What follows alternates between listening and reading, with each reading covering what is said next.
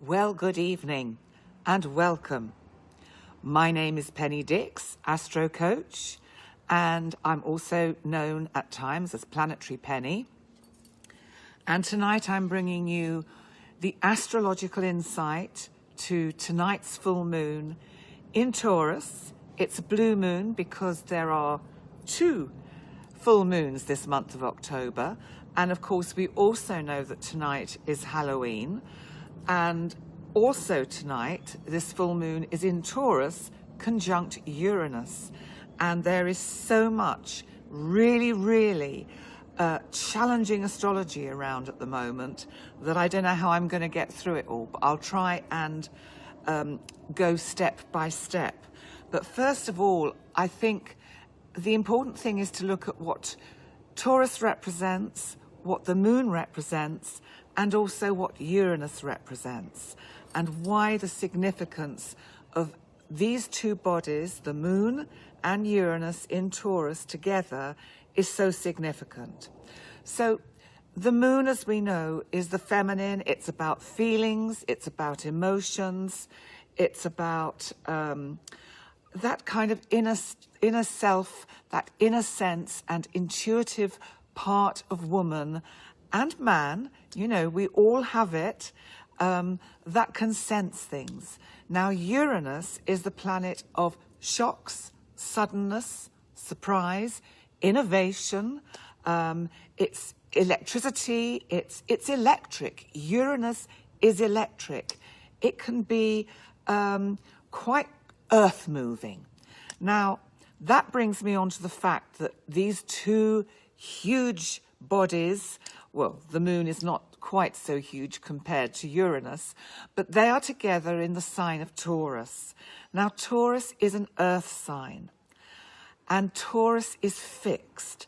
You've probably heard it said about Taurians. I'm a Taurian, so I should know.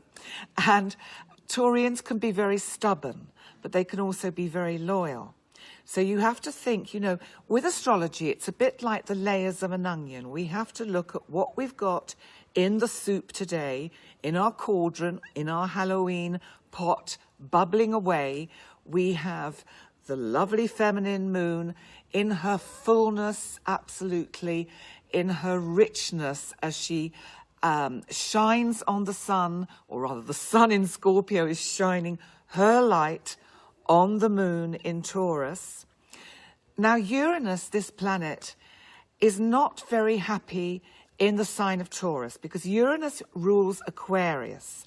Now, Aquarius is an air sign, and Uranus is very much, as I said, it's about higher-minded stuff. It's about, it can be invention. It is actually astrology as well.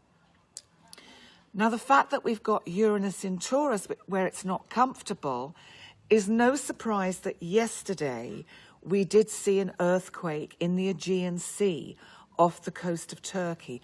That is quite a likely event when Uranus is around, and especially when it is in a difficult aspect with other planets, because we do have the planet Mercury in Libra. It is in a kind of opposition to Uranus and the moon. So this is communication, it's news, it's something that's happening, that's out there. We've also got Mercury squaring my big boys, Pluto, Saturn and Jupiter, in Capricorn. So they will be that, you know, a square is a difficult angle. It creates tension. So if you think we've got this kind of tension between the sun in Scorpio, which is, of course, in opposition to the moon in Taurus and Uranus. So we've got the sun there. You've got the sun also squaring Jupiter, Pluto, and Saturn. And they, in turn, are still squaring Mars in Aries. So you can see we have a kind of taut, tense kind of, it's like we're on the brink of something and we're not really quite sure where it's going to throw us. Now, I want to talk about another event that happened today, which I think is quite interesting because it was the sad loss of the very well-respected and well-regarded actor Sean Connery, our very famous James Bond. And in the past, in my role as singer and vocalist, I have sung quite a few of the Bond songs. So it kind of feels kind of personal that Sean Connery has left the planet today. Well, I decided to have a quick look at his chart to just see what is it that was going on in his chart that brought about him leaving at such a significant time astrologically, with the moon full and with the moon conjunct Uranus. Well, Sean Connery was born on August the 25th, 1930 at 6:05 in the morning, and he was born in Edinburgh, Scotland. Now that makes him just a Sun Leo, just. And he had Saturn, his natal Saturn in Capricorn. Now that's super interesting because where is Saturn now? In Capricorn. Now the significance of this is that at the moment we have also Pluto and Jupiter in Capricorn. And when I looked at Sean's chart, in the opposite sign, Cancer, when he was born, were the planets Pluto and Jupiter in Cancer in opposition to where they are today in Capricorn. Now, the significance of this is that Pluto is a planet about transformation. Jupiter is expansion. It can also mean that kind of expansion out of the physical body. So, and with Saturn, his natal Saturn, so this means he has just had in the last year or so what we called a Saturn return. So he had, at the tender age of 90, when he was about 88, 89, he had his third Saturn return. Not many of us ever make it to that. So, you know, all credit to the gentleman, and what a loss he will be for the planet. So I just brought that in as an interesting example of the kind of shocks that we can expect in times of Uranus transits. Now, just coming back to the main configuration that we've got with Mercury and the Sun squaring Saturn, Pluto, and Jupiter. So think of the significance of this. These guys, these boys, are conjunct in Capricorn. Capricorn is about establishment. Capricorn is about governments. It's about the old order. It's about tradition. Now, on the 3rd of November, there is, I believe, quite a significant event happening that day, and it's all linked in with this Uranian full moon. Mercury will turn direct in Scorpio on that day. I'm sorry, Mercury will turn direct in Libra on that day as Mercury makes his way back to Scorpio. Now, what's so interesting for me about that, and I do talk about this in my November astrology horoscopes, which are on YouTube now, is that Libra is about balance, fairness, relationship. It's also about truth and honesty. And it is squared, or sorry, it is opposed by...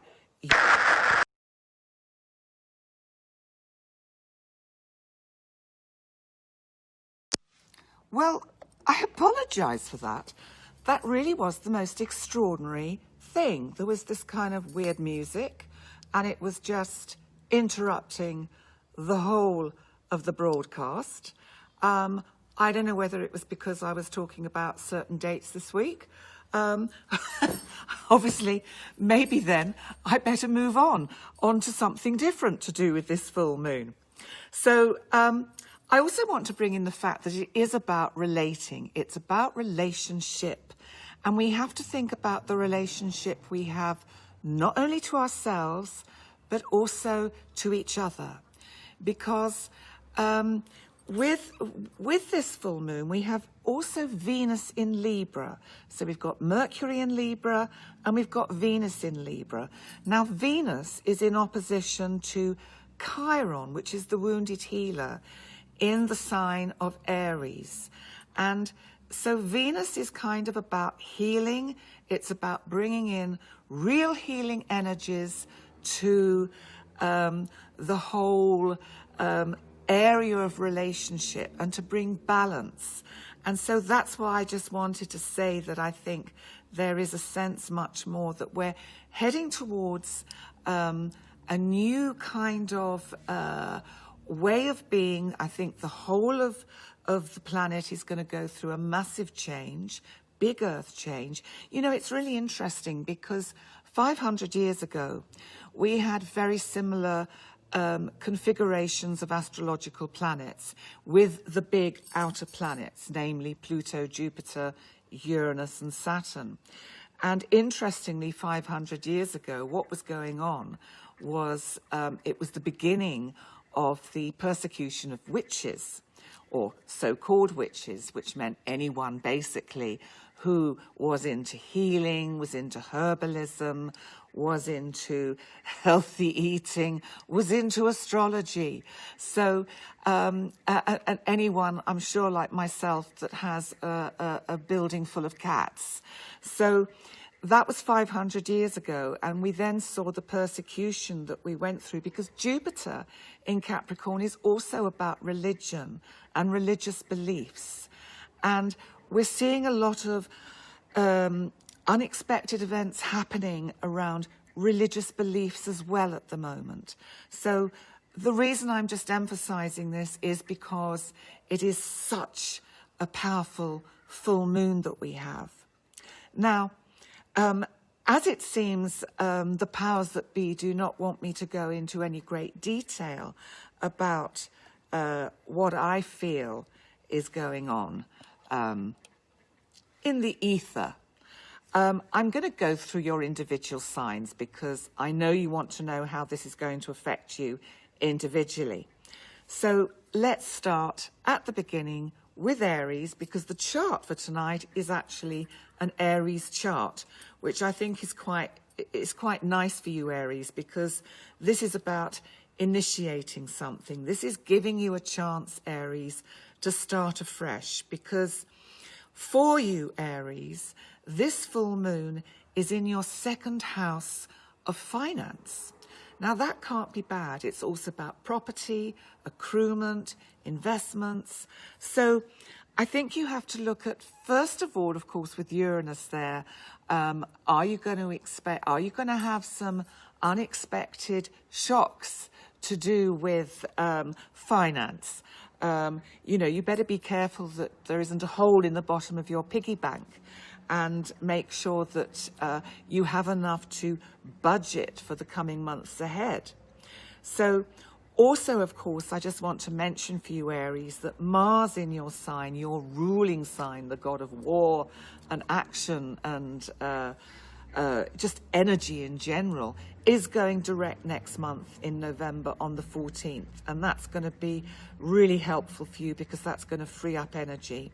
And I think with the energy of this full moon, Aries, which is, you know, it is bringing in the second and the 8th house for you. So it's also about other people's money, because obviously that's where the sun is in Scorpio, that you just need to make sure you've got all the money in the right place. And if you have dealings with other people or need to help others sort out maybe their finances, then now is a really good time to do it. Now let's move on to you, Taurus, because of course, Taurus, it's in your first house. This full moon for you, Taurus, is about you. It really is. It's about, you know, Uranus in your sign, Taurus, is quite difficult for you because, as I said a bit earlier in the first part of this video, that I had to stop because it got interrupted. But as I said earlier, what's so interesting is that Uranus isn't comfortable in Taurus because it's a fixed sign. It's really interesting that we have, we did have this earthquake yesterday, because this is typical of Uranus energy in an earth sign. It wants to break out. It wants to break free. And so I think, Taurians, for you, there is a sense that enough is enough. And enough is enough for you to do with relationships. I think if the situations that have been dragging on or getting difficult for you, Taurus, you could be surprising a few people, Taurus. You could be really kind of doing your famous, because when a Taurian loses their temper, they're like a volcano exploding, so they really do become quite Uranian. For anyone out there that knows me, it's okay at the moment. I don't really have any problems with any of you out there, so I don't think I'm about to explode unless it's something that is completely unexpected and I don't know about. So, but it's just an interesting facet of this particular full moon. Now, if we move on to Gemini, our wonderful sign of communication, ruled by Mercury, which, as you know, Gemini is going retrograde at the moment until the 3rd, when it goes direct again, thank goodness. For you, this full moon is in your 12th house. So this is actually a time for reflection. And do you know what, Gemini? I actually think that you are going to have some quite surprising eureka moments that even the people around you, your friends, are surprised at what you might come out with. So that's really quite interesting for you to think about. But I think it's like you have a Uranus moment. You just almost surprise yourself as well as others. Cancer. So, my lovely Cancers, for you, this full moon in Uranus is in your 11th house of hopes, wishes and dreams. And I suspect, in many ways, Cancer, because the last couple of years have been quite heavy going for you because of your opposite sign Capricorn, where you've had all the big boys there, all bunched up, causing lots of disruption and chaos. And I think for you, this full moon it feels to me that you're going to be breaking out a bit. You're going to be saying, I can't do this any longer. I need to actually start doing something about achieving my desires and my ambitions, my goals, my dreams. And you know what? Really, really, with Uranus there, you could do anything, Cancer. So whether it's creative, whether it's electronic or astrological even, as it's Uranus, just really investigate it. Okay. Leo. Leo, for you, it's in your house of career, your 10th house. So this is all about where you see yourself in life. And in a sense, your public persona, how you are seen in the world. And what this does is, with Uranus there and the full moon, this is something coming to fruition to do with your career. And once again, I think you are going to have either some really incredible, innovative ideas and unique ideas of what you actually want to put forward in the next few kind of months of your career, the goals you've got. I think even people are going to be quite surprised at the goals you do aim for. But you know what, Leo? I think you can do it. Let's move on to Virgo, because for you, Virgo, this full moon Uranus is in your 9th house of higher learning, of it can be a lot of that kind of sort of really kind of higher self thinking, and also travel. I'm talking too much, but we're nearly there. So for you, Virgo, I would think, I know it's very difficult at the moment. We can't go travelling very far, but I think you're going to go pack a bag and just nip off somewhere because you've had enough. That, or you're actually going to surprise yourself by maybe having some different thinking, new ideas about how you can, in a sense, learn more about the subjects that you're passionate about to push you up to a kind of higher level. So let's come on to Libra, because Libra for you, you've got quite a lot going on in your sign at the moment, with Venus there, who is also, of course, your ruling planet, co-ruler with Taurus, which is why, because the full moon is in Taurus, it means that Venus is kind of plays a significant part in this full moon conflagration, because Venus rules Taurus and Venus rules Libra. Now, you know you've got Mercury going direct this week, so that's going to just kind of take the brakes off a bit. You can just move forward with ideas. And for you, Libra, because it's in the area of your chart about, which can be transformation, it can be to do with joint finances and putting things in place, dotting the I's, crossing the T's. I think you need to make sure you have got everything in place, because otherwise Uranus might give you some unexpected kind of surprises which you don't really want, and that's not good for the sort of the Libra nature, because you need to feel you have a nice stable foundation. So just make sure you don't leave any stone unturned, Libra. But let's come on to you, Scorpio, because of course the sun is in your it's in your 7th house. Sorry, the full moon is in your 7th house, and the sun, sorry, is in your 1st house. And so this is about you, Scorpio. I really feel this is about relationships, because also this full moon, it brings in the energy of an asteroid called Juno, which is actually not that far away in Scorpio from where the sun is at the moment. So bearing in mind this is your 1st house, so it's as if one of the highlights for you of where you see your life progressing over the next few months and year is in the nature of relationships, whether that's with significant others, because that's where the full moon is, whether it's with, it can be family members. It's just that relationships are going to be highlighted for you. So with Uranus there in your 7th house, you've got to look at what might be going on behind the scenes that you're not really aware of. So just bear that in mind, Scorpio. So let's move on. So Sagittarius. Okay, well, this is in your 6th house. So the full moon, Uranus conjunction, is in your 6th house of day-to-day work.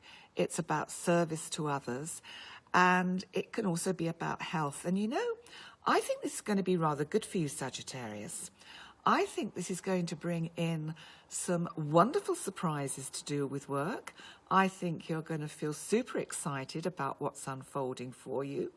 And I think results that come from things you've been putting in place are really extraordinarily good. So let's move on also to Capricorn, where you've had the big boys and still have until the middle of December. So hold on, not much longer, and then they will be gone.